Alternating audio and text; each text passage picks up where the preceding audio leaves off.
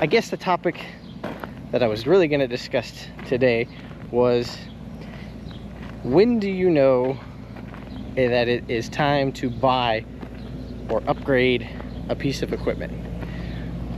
What do I mean by that? Well, we bought a Deutz tractor last year, and the reason we bought that tractor was because our old John Deere 2940 was in the shop getting worked on, and they didn't really know, we were waiting on parts, didn't really know when it was going to get done, and we couldn't be without a tractor, so we bought a tractor. So that was a pretty clear indication of, hey, it's time to buy a new tractor.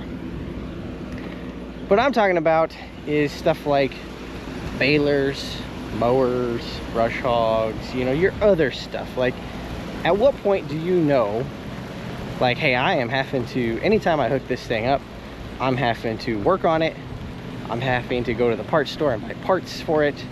It is just time to cut my losses. I'm already spending, because I'm keeping track of my records, I'm already spending $500–600 a month on this thing. So if I was to go get a brand new piece of equipment, and the payment on that piece of equipment is, let's say, $800, is it worth it to go buy the new piece of equipment?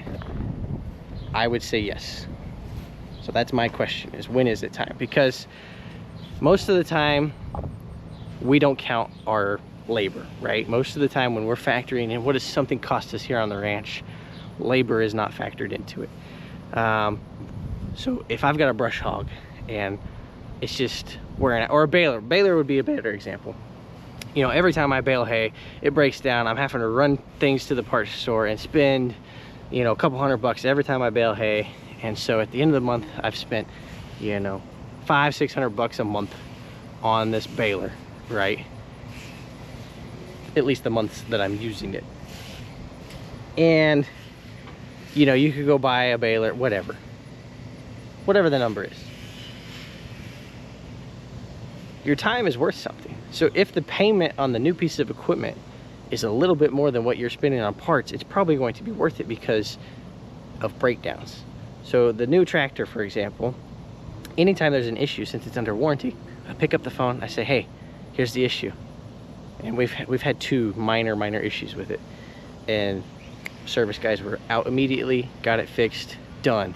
While they were fixing it, did I have to be there? No. Did I have to fix it? No. Did I have to pay for the parts? No. So I was back up and running, and away we went. Same thing with the new baler. I haven't really had any issues with it yet, but I haven't used it much.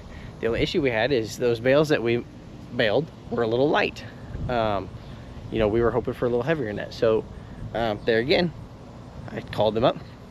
They said, that's all they weighed? I said, yep. They said, oh, we're gonna get that taken care of. You know, we're gonna, now that it's broke in, we're gonna get it adjusted.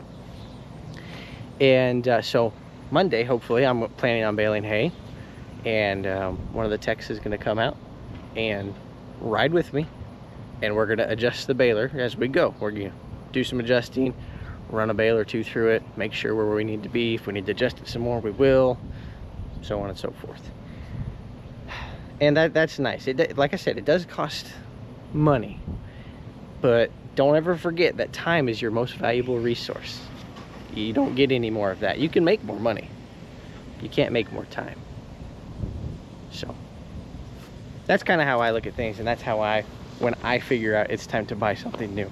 Now, Faith does not always like that thinking of mine, because as she pointed out this morning, she's like, you usually call me when you're writing the check and say, hey, here's what we're doing. And I have tried to become better about that and be like, hey, let's discuss this. And I feel like we do discuss things. I think she was being a little sarcastic this morning, but maybe not.